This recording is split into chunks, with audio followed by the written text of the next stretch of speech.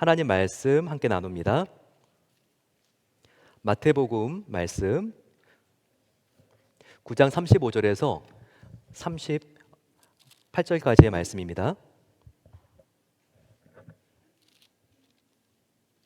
예수께서 모든 도시와 마을에 두루 다니사 그들의 회당에서 가르치시며 천국 복음을 전파하시며 모든 병과 모든 약한 것을 고치시니라.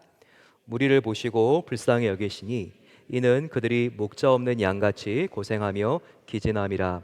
이에 제자들에게 이르시되 추수할 것은 많으되 일꾼이 적으니 그러므로 추수하는 주인에게 청하여 추수할 일꾼들을 보내주소서 하라 하시니라. 아멘. 네, 오늘은 두 분의 목사님이 함께 이렇게 나오셔서 또 저희도 함께 축복해드리는 시간이 있었는데요. 오늘은 축도를 이광은 전도사님께서 이렇게 해주실 겁니다. 그리고 일부 예배는 고영석 전도사님 해주셨는데요. 이렇게 목사가 된 첫 번째 축도가 참 의미가 있습니다. 우리 농사를 지을 때에도 피킹할 때 처음으로 딴 열매가 굉장히 뜻깊잖아요. 영양가도 가장 있고, 오늘 같이 이렇게 또 우리가 새 목사님에게 축도를 또 우리가 함께 받고 나눌 때 큰 은혜가 있을 겁니다. 전 세계는 요즘 공통점이 있는 것 같습니다. 어떤 점이 좀 비슷할까요? 참된 지도자를 찾기가 힘듭니다. 그래서 선거 출이되면 참 곤란하고 누구를 이번에 진짜 선택해야 되는가, 참 이렇게 곤욕을 썩는 일들이 많죠. 미국도, 대한민국도, 프랑스도, 영국도, 이탈리아도 다 마찬가지인 것 같습니다. 정말 대통령 후보를 우리가 찍으려면 누가 더 최선인가를 생각하기보다 누가 더 최악이 아닌가 우리가 이런 생각들을 해야 할 때가 있으니 얼마나 고민이 되고 한숨이 절로 나옵니까? 정말 이 시대는 과거의 나라를 위해서 자기의 사리사욕을 다 내려놓고 생명도 아끼지 않았던 아브라함 링컨 대통령과 같은 지도자, 한국으로 말한다면 이순신 장군과 같은 분이 왜 없을까요?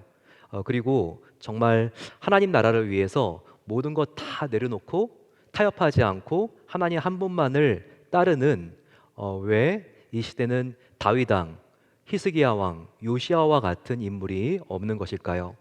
정말 이 시대는 참된 지도자에 대한 목마름 속에 살고 있는 사람들이 참 많이 있습니다.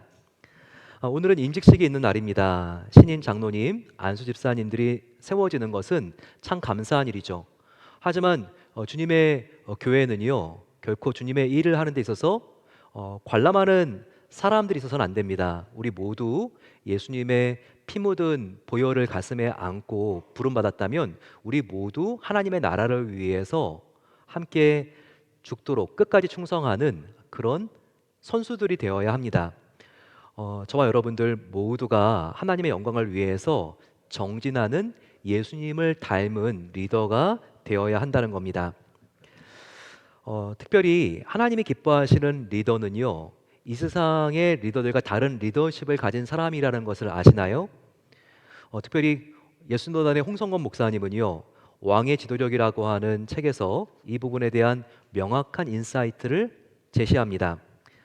홍 목사님은요, 특별히 이 시대가 찾는 영적인 리더는 무엇이 달라야 되는가? 가장 큰 영적인 리더의 특징은 마음에 긍휼이 예수님과 같이 차고 넘치는 바로 그와 같은 내면의 자질이 필요하다고 말하고 있습니다. 예수님은 3년 반 공생애를 살면서 하루 24시간 정말 바쁘셨습니다. 아침에 눈을 딱 뜨면 벌써 환자들이 대기하고 있었어요. 또 가르쳐야 될 그런 강의들이 얼마나 많았는지 몰라요. 하지만 예수님은요, 이 모든 사역을 할 때 항상 이 정신 하나를 가지고 있습니다. 바로 한 명 한 명의 하나님께서 보내주신 사람들을요, 결코 이렇게 헛되게 가볍게 여기지 않고 정성을 다하고 긍휼을 다하는 이 자세가 있었다는 겁니다. 예수님의 사역들이 참 많았지만 그 수백 개의 예수님의 사역들을요, 세 개의 카테고리로 정리할 수 있습니다. 바로 이 세 개의 카테고리가 나와 있는 게 마태복음 9장 35절입니다. 네, 마태복음 9장 35절 보시게 되면 예수께서 모든 도시와 마을에 두루 다니사 그들의 회당에서 가르치시며 천국 복음을 전파하시며 모든 병과 모든 약한 것을 고치시니라라고 되어 있습니다. 예수님의 세 가지 사역, 세 가지 카테고리가 보이시나요? 예, 더라고 합니다. 우리가 영어 문법에 보게 되면 정관사 더가 있죠.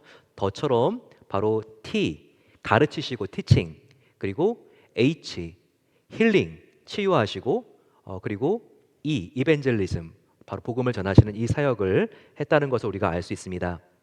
예수님은요, 정말 교사처럼 긍휼한 마음을 가지고 가르치셨습니다. 예수님은 의사처럼 긍휼한 마음을 가지고 고치셨습니다. 예수님은 선교사처럼 긍휼한 마음을 가지고 복음을 전하셨습니다. 예수님의 모든 사역 안에는요, 그 동기와 마음과 정신이 바로 긍휼이었다는 것입니다. 바로 이와 같은 증거가 9장 36절에 나와 있습니다. 예수님이 가까이 온 백성들을 보셨는데요, 무리를 보시고 불쌍히 여기사 이는 그들이 목자 없는 양같이 고생하며 기진함이라 라고 말하고 있습니다. 여기 불쌍히 여기사, 이게 긍휼입니다. 헬라어 원어로 한번 보게 되면 여기 불쌍히 여기셨다는 말이 나오는데요, 바로 스프랑크니 조마이라고 하는 말입니다. 스프랑크는요, 창자라고 하는 말인데요, 바로 이 스프랑크니 조마이는 바로 창자가 끊어지는 아픔으로라고 말하고 있습니다. 저도 맹장염으로 진짜 힘들고 어렵게 병원에 실려간 적이 있는데, 그때 조금 창자가 끊어지는 고통이 얼마나 심한지 좀 느낄 수 있었습니다. 이런 마음을 가지고 정말 건성으로가 아니라 정말 이런 내면의 아픔을 가지고 뭔가 나의 도움을 필요로 하고 있는 사람을 바라보는 바로 그 자비의 마음, 바로 이게 긍휼이라고 말할 수 있습니다. 영어로 보게 되면요, 불쌍히 여기신이라고 하는 말이요, compassion, Jesus has compassion이라고 나옵니다. compassion 여러분들 아시죠? 선교 단체도 있죠. 이 compassion은 앞에 come 함께라고 하는 말과 passion, 바로 여기서는 열정이 아니라 고통이라는 뜻이죠. 아픔이라는 뜻입니다. 패션 오브 크라이스트 영화를 만든 멜 깁슨, 바로 크라이스트, 예수님의 패션, 이것은 열정이 아니라 예수님의 순환, 고난으로 번역이 되잖아요. 마찬가지로 컴패션은요, 내가 함께 아파하는 사람과 함께하는 바로 그 마음을 갖는다. 이게 바로 긍휼이라는 것입니다. 한자도 이것을 명확하게 보여주고 있죠. 긍휼, 휼을 보세요. 좌변이 뭐예요? 심장이죠. 그리고 이 휼의 우변은 뭐예요? 피입니다. 피혈자. 즉 심장에 끓는 피가 흐르는 정도가 되어야지 정말 이 나의 심장에 뜨거운 끓는 피가 흐르는 정도로 그렇게 지금 어려움 속에 있는 사람을 사랑하는 마음, 바로 그게 긍휼이라는 겁니다. 근데 예수님이 가르치실 때, 복음을 전하실 때, 치유하실 때 정말 한 명 한 명을 보게 되면 그 마음속에 뜨거운 끓는 피가 항상 솟구쳐 오르는 바로 그런 긍휼의 마음으로 그들을 사랑으로 섬기셨다는 것입니다. 조금 더 이 긍휼의 의미를 분명하게 알기 위해서는요, 이 긍휼과 아주 비슷하지만 미묘한 차이가 있는 한 단어를 우리가 기억해 보면 좋습니다. 우리가 이 긍휼은요, 아까 영어로 compassion이라고 했는데요, 또 하나 아주 번역하기 좋은 단어가 있습니다. 바로 mercy입니다. mercy. 이것은 자비라는 단어죠. 근데 이 긍휼이라고 하는 단어와 은혜라고 하는 단어는요, 아주 비슷하지만 이 두 개의 단어가 다른 것을 우리가 알아야 합니다. 왜 다른지를 알 때 우리는 긍휼이 무엇인지 이게 더욱더 분명해집니다. 먼저 여러분, 은혜는 무엇일까요? 은혜는요, 마땅히 받을 수 없는, 마땅히 내가 받을 수 있는 자격이 없는 사람인데 내가 받게 되는 선물을 말합니다. 나는 정말 받을 수 있는 자격이 1도 없어요. 내가 어떤 자격이나 행위나 의로서 받는 게 아니라 정말 오직 믿음으로 누군가가 나에게 주는 아주 특별한 선물, 바로 이게 은혜입니다. 하나님이 우리에게 나는 받을 자격이 없는데 선물로 주는 게 뭐죠? 그쵸? 영생, 구원. 하나님의 자녀로서의 신분, 하늘에 속한 신령한 복들, 이게 다 은혜예요. 나는 마땅히 받을 수 있는 자격이 없는 사람인데, 나는 이것을 마땅히 정말 나는 받을 수가 없는 사람인데 나에게 거저주는 선물, 이게 바로 은혜라는 거예요. 근데요, 긍휼은 다릅니다. 긍휼 멀스는 뭘까요? 그것은요, 정말 내가 마땅히 받아야 될 것을 받지 않게 해주는 거, 이게 긍휼이라고 말할 수 있습니다. 즉 나는 전적으로 타락한 죄인이에요. 나는 예수님을 믿기 전에 하나님을 멀리 떠난 죄인 중에 죄인. 그래서 나에게 돌아올 것은요, 하나님의 진노, 심판, 정말 지옥 끝까지 떨어지는 저주밖에 없었어요. 그런데 내가 마땅히 받아야 될 이와 같은 징벌과 심판을 내가 받지 않게 해주는 것, 바로 그것이 긍휼이라는 것입니다. 이제 은혜와 긍휼과의 차이를 이제 느끼셨나요? 깨달아지셨나요? 이처럼 하나님의 은혜와 하나님의 긍휼은요, 동전의 양면 같아요. 동전은 앞면도 뒷면도 똑같은 금속으로 되어 있죠. 본질은 앞면이나 뒷면이나 똑같다는 거예요. 긍휼과 은혜도요, 이게요, 본질적으로는 사랑으로 그 내용은 똑같습니다. 하지만 형식은 앞면과 뒷면이 다르듯이 정반대라는 거죠. 은혜는 마땅히 받을 수 없는데, 정말 마땅히 받을 수 없는 선물인데 받게 하는 것이 바로 은혜라는 겁니다. 반대로 긍휼은요, 마땅히 내가 징벌을 받아야 되는데 징벌을 받지 않게 하는 것, 바로 이것이 긍휼이라는 것이죠. 우리가 이 긍휼을 더 명확하게 이해하기 위해서는요, 극심한 죄인에게 가해지는 처벌이 얼마나 가혹하고 그리고 얼마나 심각하게 예정되어 있었나, 이것을 알면 됩니다. 하나님을 멀리 떠난 극심한 죄인들인 우리들에게는요, 영원한 고립 그리고 불타는 지옥 끝까지 떨어지는 심판이 예비되어 있었습니다. 그런데 이런 심판은요, 뭐에 근거하고 있죠? 눈에는 눈, 이에는 이라고 하는 저스티스, 바로 정의와 공의에 근거하고 있다는 거예요. 모든 심판은 바로 정의와 공의에 근거하고 있다는 것이죠. 근데 여러분, 우리가 주의해야 될 게 있어요. 하나님의 성품에는요, 이와 같은 공의와 정의뿐만 아니라 자비와 긍휼이 함께 있다는 거죠. 하나님의 성품에는요, 이것을 시편 기자가 우리에게 알게 합니다. 시편 89편 14절 한번 읽어볼까요? 시작. 의와 공의가 주의 보좌에 기초라. 인자함과 진실함이 주 앞에 있나이다 라고 말하고 있습니다. 여기 보시면서 꼭 기억해야 될 게 있어요. 하나님은 물론 공의와 정의도 소중하게 여기십니다. 그분의 보좌의 기초라고 했잖아요. 하지만 긍휼을 더 중요하게 여기신다는 거예요. 하나님의 바로 앞에는 바로 긍휼, 인자함이 있는 것이니까요. 긍휼은 정의와 공의를 덮습니다. 그렇다고 정의가 절대 필요 없다는 말씀이 아니에요. 정의도 중요하지만 긍휼은 정의를 덮는 더 중요하고 포괄적인 하나님의 성품인 것을 잊지 말아야 됩니다. 사람은요, 절대 차가운 정의만으로는 변화되지 않습니다. 따뜻한 긍휼, 정말 마땅히 죽어 마땅한 죄인에게 부어지는 주체할 수 없는 전폭적인 사랑, 뜨거운 용서와 자비를 경험할 때만이 우리는 변화될 수 있다는 겁니다.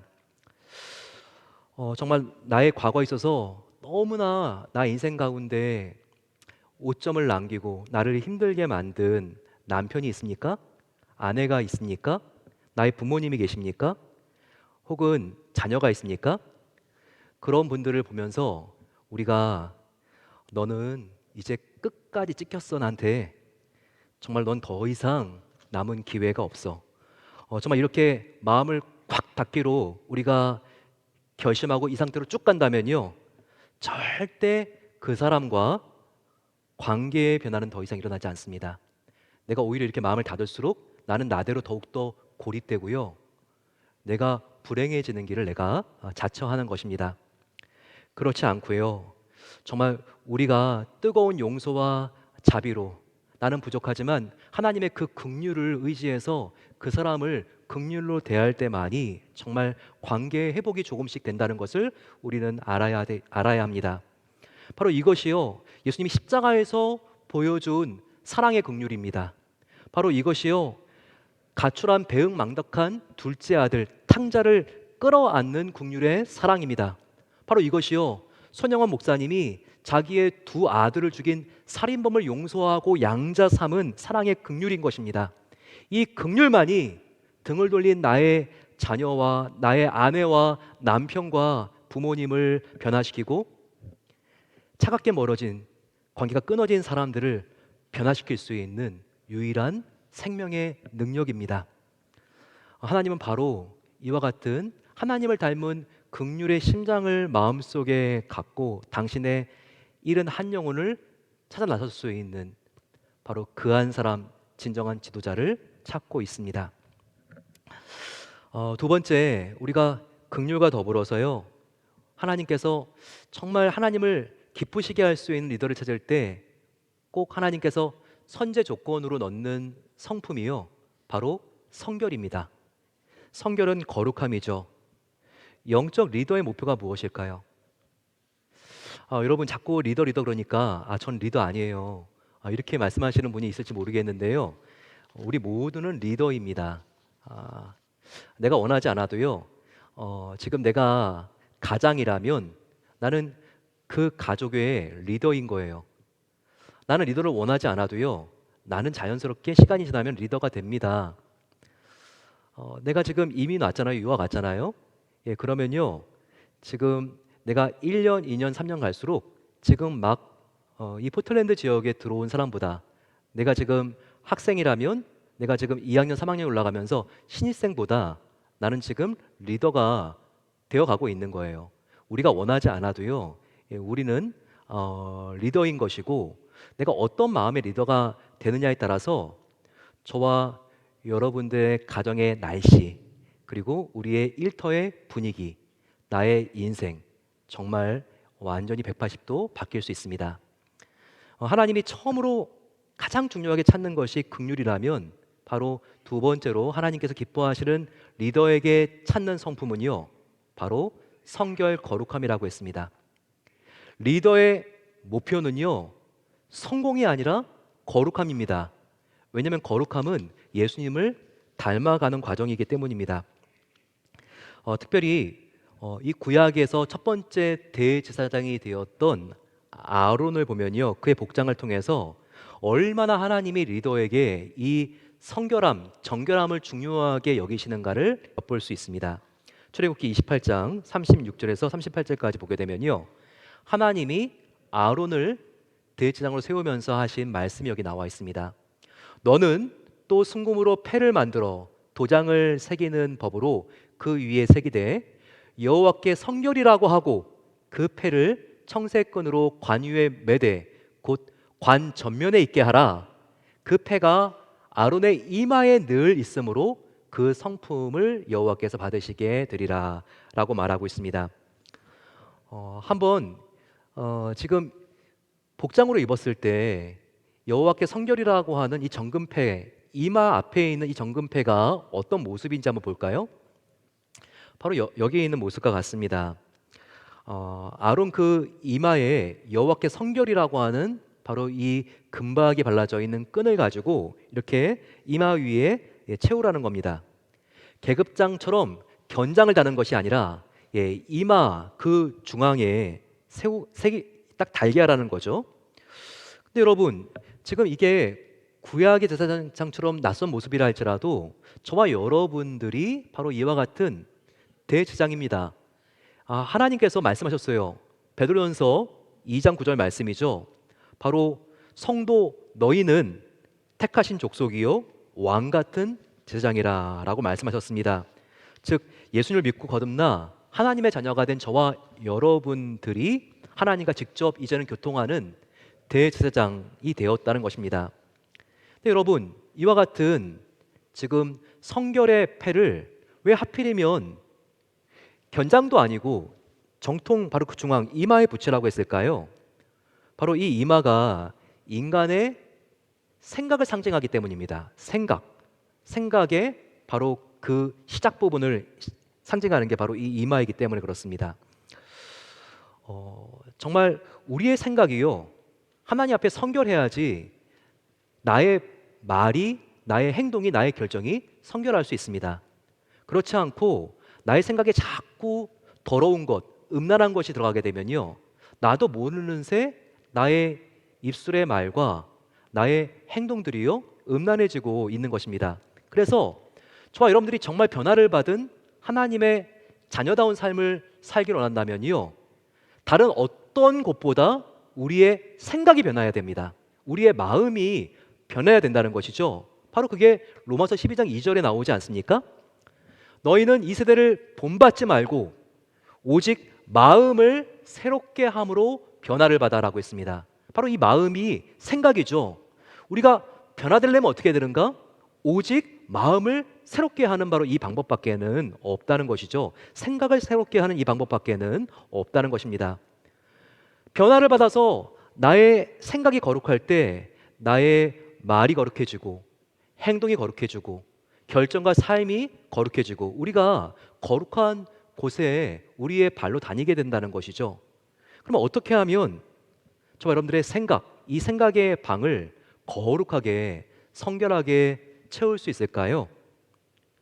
바로 그 방법은요, 우리가 이 생각의 입구 관리, 생각의 대문, 문 관리를 잘해야 됩니다.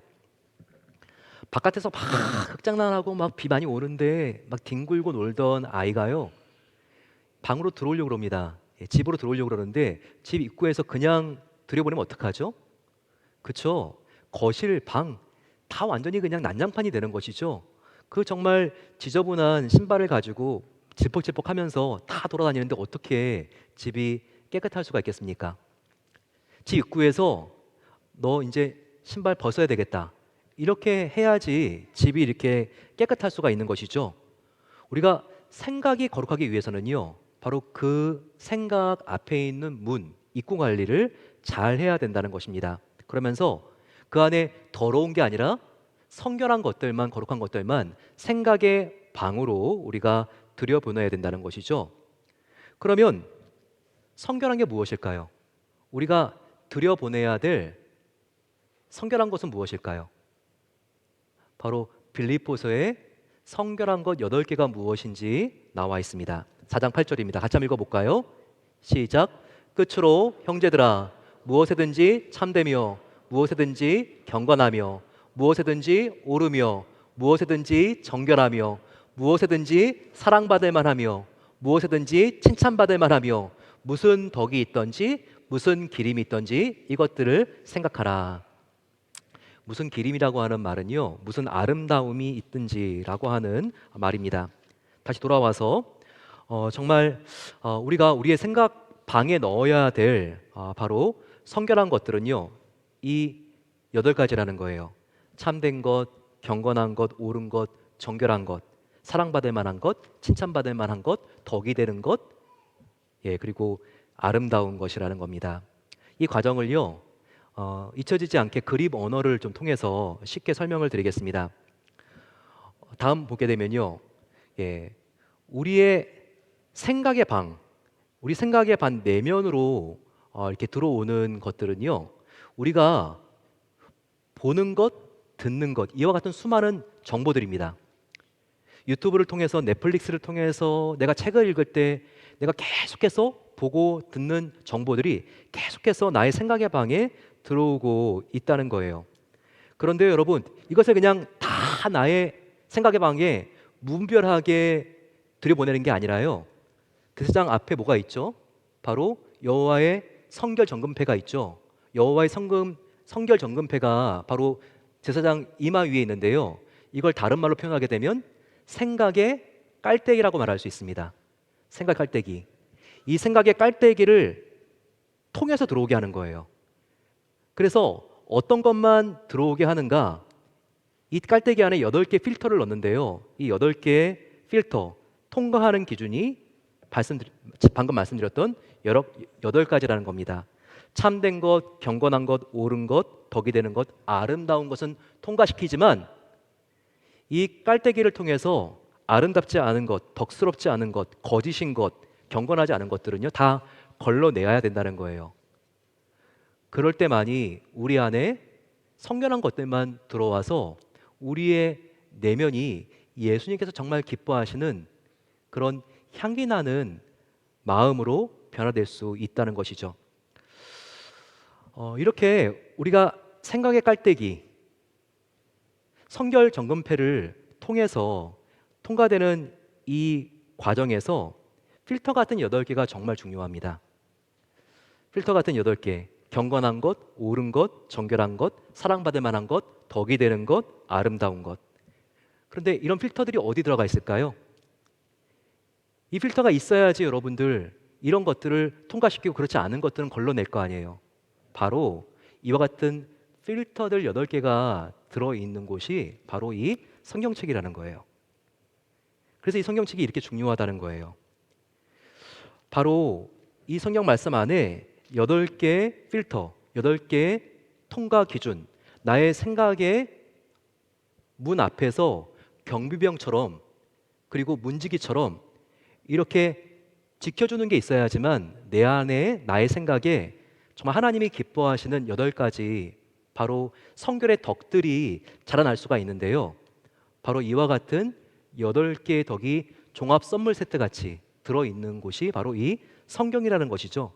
그래서 이 성경을 펴서 읽고 묵상하고 회개하고 이 말씀을 따라 순종하다 살다 보면요, 나의 생각의 방에요 8가지와 반대되는 것들은 다 걸러지고 8가지 성결의 덕들이 들어오기 시작합니다. 그러면요, 이제 8개의 성결의 덕이 나의 마음을 적시고 충만하게 되면서 나의 눈과 입과 귀와 손과 발과 나의 삶 전체가 성결하게 변하기 시작하는 거예요. 그리고 내 삶이 거룩해지고 나는 점점 더 예수님을 닮게 되는 것입니다. 이럴 때요, 이 말씀을 통해서 이 8가지 필터를 통해서 걸러지는 바로 그 성품이 나의 마음속에 자라기 시작할 때 나는 비로소 고린도 후서 말씀처럼 그리스도의 향기, 그리스도의 편지, 그리스도의 일꾼, Ambassador of Christ, 그리스도의 대사가 될 수 있다는 것입니다. 저와 여러분들 항상 모든 생각들을 그냥 들여보내는 것이 아니라 바로 제사장 이마에 있는 순결패, 바로 생각의 깔때기를 통해서 들여보내시고 이 깔때기 안에 8개의 필터가 있기 위해서는 성경 말씀을 내가 온 마음 다해 사랑해야지만 내 안에 진정한 변화가 일어난다는 것을 꼭 명심하시고 주님, 내가 주님의 말씀을 생명처럼 사랑하겠습니다. 이런 결단이 있는 아침 되시기를 간절히 축원합니다. 이 시대 하나님이 기뻐하신 리더에게 정말 하나님께서 필요로 하는 게 무엇인가? 긍휼 그리고 성결이라고 말씀을 드렸습니다. 세 번째는 무엇일까요? 이것은요, 하나님 기뻐하시는 소통의 방법입니다. 정말 리더에게 필요한 게 이 소통을 잘하는 거, 이런 부분인 것을 우리가 알아야 합니다. 성숙한 소통, 커뮤니케이션을 위해서는요, 나와 하나님과의 관계, 나와 이웃 간의 관계, 나와의 관계 속에 4가지 창, 4가지 윈도가 있다는 것을 우리가 알아야 합니다. 심리학에서는 이 4가지 창을요, 바로 조아리의 창이라고 하는데요. 네, 조아가 first name이고 리가 last name이 아니라요. 네, 이 조아리는 조셉 하링턴이라는 학자 이 앞에 있는 말을 따와서 조아리의 창이라고 이렇게 말합니다. 여기 보시는 것과 같이 4개의 창이 있습니다. 열린 창, 보이지 않는 창인 블라인드 에어리어, 또 하나 숨겨진 창, 미지의 창, 이 4가지가 있습니다. 근데 여러분, 이 보시게 되면요, 하나하나 보게 되면 열린 창이 무엇일까요? 열린 창은요, 상대방도 알고 나도 아는 부분입니다. 내가 좀 이렇게 요즘 컨디션이 안 좋아가지고 종합 검진을 받았어요. 피 검사를 했습니다. 검사 결과가 의사에게도 가고 나에게도 왔어요. 혈당이 200이 넘었어. 네, 굉장히 이렇게 충격 속에 이렇게 힘들어하면서 의사를 만나러 갔다고 생각해 봅시다. 결과를 의사도 알고 있고요, 나도 알고 있어요. 그래서 서로가 알고 있기 때문에 대화가 잘 됩니다. 이렇게 서로가 알고 있는 거는요. 너무 혈당이 높으세요. 그러게 말이에요. 이러면 관리 안 하면 어렵게 될 것 같습니다. 운동 열심히 하시고요. 단 거 많이 줄이셔야 돼요. 알겠습니다. 네, 이렇게 서로 간에 알고 있는 열린 창이 있으면요. 서로 대화하기가 굉장히 쉽게 됩니다. 근데 여기 보시게 되면요. 다른 사람은 아는데 나는 모르는 부분, 이 보이지 않는 창, 블라인드 스팟이 이렇게 또 있다는 거 우리가 알아야 합니다. 어떤 걸까요? 이런 어머니가 있을 수 있죠. 정말 누가 보더라도요. 야, 정말 저 엄마처럼 잔소리 많이 하는 사람 난 못 봤어. 예. 근데 엄마는요, 자기가 잔소리가 많은지 모릅니다. 근데 아들이 얼마나 힘들고 어렵겠어요. 이렇게 나는 지금 잔소리가 많은지 모르고 있는데 사람들은 다 아는 거. 잔소리가 많은 엄마인지.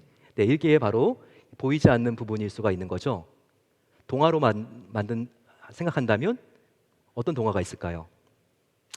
네, 벌거벗은 임금님 같은 거죠. 주위 사람들은 임금님 다 벌거벗은 거 알고 있는데 혼자만 가장 멋진 옷을 입고 있는 것처럼 착각하고 살고 있는 거 아니에요? 성경에 보게 되면요. 마리아와 마르다 남매 중에서 누가 약간 보이지 않는 창을 갖고 있을까요? 네, 마리아일 수 있습니다. 자기가 지금 일하고 있지 않는 모습이 자기한테는 안 보일 수 있어요. 네, 마리아와 같은 모습일 수 있는 거죠. 또 하나의 창은 뭘까요? 이거는요, 히든 에어리어라고 하는 숨겨진 창입니다. 자, 이 창은요, 지금 나는 아는데 그 사람은 자기의 그런 부분을 모르고 있는 거예요. 최 집사님이요, 예, 정말 회사에서 요즘 너무나 스트레스를 많이 받습니다. 그래서 본인은 모르는데요, 이분이 정말 이전보다 너무 화가 많아졌어요. 조그만 작은 일에도 정말 막 부글부글 끓고 빵 터지려고 그래요. 저거를 좀 말씀을 드려야 되는데, 예, 이런 경우라고 말할 수 있습니다. 우리가 마리아와 마르다 같은 경우에서요, 특별히 마르다가 바라보는 마리아의 모습일 수 있습니다. 야, 어떻게 저렇게 동생이면서 나를 도와주지 않을 수 있을까? 정말 자기가 얼마나 아무것도 안 하는 거 모르나 보지? 이런 마음을 가질 수 있는 것이죠. 미지의 창은 어떤 것일까요? 미지의 창은요, 나도 모르고 너도 모르고 이와 같은 부분이라고 말할 수 있습니다. 그래서 삼자의 도움이 필요합니다. 그래서 나도 모르고 너도 모르는 거는요, 하나님께 나아가서 둘 다 성령 하나님께 질문하고 물어야 됩니다. 간구해야지 알 수 있는 부분인 것이죠. 근데 여러분, 건강한 의사소통을 위해서 어떤 변화가 일어나야 될까요? 반대로 어떤 대화나 어떤 서로 간에 이렇게 생각들을 가지고 있으면 점점 관계가 깨지고 대화가 안 될까요? 바로 그것은요, 열린 창은 굉장히 더 작아지고 보이지 않는 부분과 숨겨진 부분이요, 훨씬 더 커지기 시작하면요, 이건 정말 너무나 관계가 어려워지고 가정이 피폐해지고 그리고 정말 너무나 부부관계가 정말 아슬아슬해집니다. 한번 볼까요? 네, 정말 이 보이지 않는 창, 이 부분, 네, 이 부분이 계속 커지면 어떻게 될까요? 네, 나는 모르는 부분인데 사람들은 다 알고 있어요. 나는 정말 잔소리가 전혀 없는 것 같은데 정말 주위에 있는 사람들이 보게 되면 내가 얼마나 잔소리가 많은지, 예, 내가 모르는 부분이 많아지면 많아질수록이요, 나는 고립되기가 쉽습니다. 또한 숨겨진 창이 점점 많아지게 되면 어떡하죠? 저 모습, 저 말씨, 정말 저 사람은 모르는데 내가 보니까 너무 저거 안타까워. 이런 부분들. 설득하고 조언을 줘야 되는데 잘못된 것은 보이는데 저 사람은 모르고 있으면 어떻게 되죠? 예, 속에 생각이 많아지죠.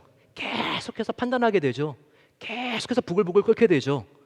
이렇게 복잡하고 힘든 내면을 갖게 되고 폭발 직전이 되는 겁니다. 그럼 어떻게 해야지 우리의 대화가 또 우리의 관계가 건강해질 수 있을까요? 보이지 않는 창, 숨겨진 창이 커지는 게 아니라요, 점점 더 좀 열린 창들이 커지기 시작하면요, 우리의 대화와 우리의 관계가요, 화해가 일어나고 회복이 일어나고 맑고 투명해진다는 거예요. 먼저 여러분, 아까 블라인드 스팟입니다. 남들은 보고 있는데 나에게는 보이지 않는 거. 정말 이런 부분은요, 남이 나한테 이야기해주면 신경질 내지 말고요, 겸손하게 경청할 수 있어야 돼요. 그래야지 지금 이 청색 부분이요 점점 예 정말 열린 영역이 더욱더 커지면서 이 청색 부분이 작아질 수 있는 것이죠. 또한 지금 저 사람은 모르고 있는데 내가 알고 있는 부분이 있어요. 그 부분은 어떻게 해야 되죠? 우리가 사랑으로 조언을 주고 사랑으로 설득할 수 있어야 됩니다. 그럴 때 열린 부분들은 더욱더 늘어나게 되면서 이렇게 지금 숨겨진 부분들은 줄어들게 되는 것이죠. 여기서 아주 중요한 게 있어요. 특별히 지금 숨겨진 부분에 있어서요. 우리가 그 부분을 어떻게 다른 사람에게 알게 하는가? 그 사람은 지금 맹점이 있어서 자기의 허물을 실수를 알지 못하고 있는데 그것을 어떻게 알게 하는가? 바로 그것은요. 여기 있는 보라색 미지의 영역이 우리에게 답을 줄 수 있습니다. 내가 이 부분 저 사람에게 꼭 정확하게 이야기해 줘야 되겠는데 이런 마음이 여기까지 든다 할지라도요. 미지의 부분, 나도 모르고 저 사람도 모르는 부분이 있는 것을 우리가 인식하면서요. 하나님께 물어봐야 됩니다. 하나님, 내가 지금 이런 생각이 드는데 맞을까요? 하나님, 내가 이런 말을 지금 하려고 하는데 이게 바른 방법일까요? 하나님께 물어봐야죠. 그 다음에는요, 우리가 사랑으로 이제는 조언을 주고 설득해서 이 숨겨진 부분을요, 우리의 가정 안에, 사랑방 안에 점점 이것을 없애면서 열린 부분들이 확장되고 투명한 그런 모임과 공동체를 만들어야 된다는 거예요. 그러면 성령 하나님께 우리가 어떻게 질문해야 될까요? 성령 하나님께 하나님 사랑의 조언을 하길 원하는데 나에게 정말 어떻게 해야 될지 알려주세요. 성령 하나님께 이 세 가지 뜰이 알이라고 하는데 이 세 가지를 물어보면 됩니다. 이 뜰이 알은요, right timing, right place, right way. 우리가 기도하면서 바로 시간과 장소와 방법을 물어야 돼요. 먼저 하나님, 내가 지금 이 말을 조언을 설득을 하려고 하는데 이게 지금 적합한 시간입니까? 정말 굉장히 상대방이 지금 스트레스를 많이 받고 있는 그런 시기를 지나고 있는데요. 그 사람에게 지금 조언을 해주고 충고를 해줘야 될 말을 하는 거는요. 이건 조금 더 하나님께 우리가 물어봐야 될 수 있어요. 조금 더 좋은 시간, 이런 바쁜 것들이 지나갔을 때 우리가 이렇게 적절한 시간에 묻는 거, 이건 참 지혜로운 모습일 수 있습니다. 또 조언하려고 하는데요. 이것을 내가 지금 사랑방 안에서 여러 사람들이 지금 듣고 있는데 내가 해야 될지, 아니면 내가 그 사람과 1대1로 만나서 해야 될지. 1대1로는 정말 어려울 것 같은데 그 사람이 같이 와도 괜찮을 것 같은 어떤 미디에이터, 중개자를, 제3자를 데리고 이렇게 셋이 만나는 게 좋을지, 하나님께 간절히 어떤 게 저 사람을 존중하고 배려하는 것입니까? 이렇게 우리가 물어봐야 되는 거죠. 또 right way가 있습니다. 나는 성격상 나는 돌직구를 던져야 돼, 직설적으로 말해야 돼, 막 이렇게 말하는 분도 계실 수가 있죠. 하지만 하나님, 어떤 게 좋은 방법입니까? 하나님께서 지혜를 주실 거예요. 그 사람은 자존감이 굉장히 약하고 굉장히 상처가 많은 사람이야. 너가 이렇게 칭찬하고 그 사람을 세워주는 대화를 하면서 제가 여러 번 고민하면서 하나님께 기도했는데 이것은 정말 자매님을 위해서, 형제님을 위해서 꼭 드려야 될 것 같아서 제가 이렇게 지금 이야기를 해야 될 것 같은데 지금 이렇게 이야기를 해도 될까요? 네, 그것도 그냥 하는 게 아니라 될까요? 물어본다고 하면요, 이렇게 칭찬과 격려를 많이 받았는데 그 사람도 마음이 많이 열려진 상태에서 이렇게 듣고 훨씬 더 그 사람이 변화되기에 적합한 그런 조건이 형성되는 것이죠. 그렇습니다, 여러분. 우리가요, 겸손한 경청을 할 때 바로 이렇게 나의 블라인드 스팟, 나는 모르는 부분이 줄어들기 시작해요. 그리고 사랑으로 우리가 조언해주고 설득하는 바로 이와 같은 태도와 스킬을 늘려나갈 수 있을 때 남에게 있어서 숨겨진 창, 이 부분이 역시 줄어들기 시작합니다. 그러면서 너도 알고 나도 알고 있는 이 열린 창이 점점 넓어지게 되고요. 그럴수록 우리의 관계는 투명해지고 화목해지고 건강한 우리는 내면과 영혼을 가꿀 수 있는 것입니다. 마지막입니다. 하나님이 기뻐하시는 리더에게는요, 남을 봤을 때 판단하는 것이 아니라 긍휼히 여기는 마음, 그리고 정말 생각 방에 아무거나 다 집어넣는 게 아니라 정말 하나님 앞에 생각의 깔때기, 바로 여호와의 성결이라고 하는 정금패를 우리의 마음의 방의 그 입구에 파수꾼 문지기와 같이 세워놓는 성결함, 그리고 소통이 이렇게 중요하다는 것을 배웠습니다. 마지막은요, 하나님이 기뻐하시는 리더가 되기 위해서는 우리는 화평을 심는 리더가 되어야 됩니다. 하나님이 기뻐하시는 리더는요, 절대 공동체를 분열시키는 것이 아니라 사랑과 진리 안에서 하나로 모이게 하는 피스메이커의 구심점이 됩니다. 샌프란시스코로 가게 되면 너 이거 안 봤는데 샌프란시스코 갔다 왔다고 말할 수 있냐? 그게 뭐죠? 예, 바로 금문교죠. 골든 게이트입니다. 네, 이 골든 게이트가 만들어지는 과정을 보게 되면요, 정말 연합이 얼마나 중요한지 이것을 우리가 알 수가 있습니다. 한 명 한 명의 힘은 굉장히 작을 수 있습니다. 하지만 함께 뭉쳤을 때 한 방향으로, 한 목적으로 모아진 힘은 얼마나 강한지 이것을 보여주는 건축물이 바로 금문교입니다. 20세기 초에 건축학자들은요, 아무도 이 해협에 어떻게 다리를 세워 말도 안 돼, 다 이렇게 생각하고 있었어요. 근데 이것이 세워지고 나서는요, 야, 정말 현대 건축물들의 7대 불가사의가 일어났네, 이렇게 그들이 경탄했습니다.